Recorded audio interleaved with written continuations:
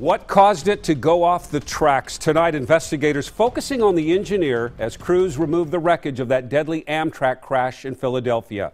Here's the latest. That train was going over 100 miles an hour when it crashed, twice the speed limit on that curve.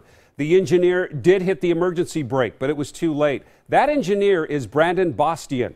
Investigators have interviewed him. They got a blood sample, but investigators tonight say he refused to give a statement. 7 passengers were killed, making this the deadliest Amtrak crash in 16 years. What about our local Amtrak and rail lines? What keeps them safe? Tim Becker found out. Tim, what did you discover? Well, Amtrak has agreements with different railroads to run trains on their tracks. I found out those railroads do set some standards for safety, but ultimately it's the Federal Railroad Association that makes sure passenger trains are safe.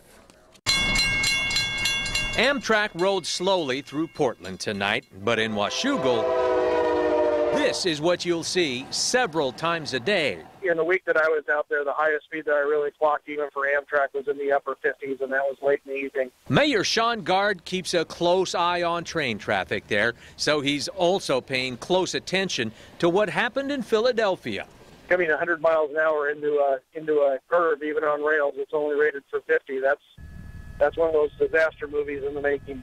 Through here, the speeds vary. A Burlington Northern spokesman tells me tonight they won't allow Amtrak to operate over a maximum of 79 miles an hour anywhere. He also says they've spent $500 million the last 3 years in Washington upgrading tracks and trackside detection systems. In Oregon, Amtrak rides Union Pacific's rails, and tonight they tell me that their safety measures include using lasers and ultrasound to find rail imperfections.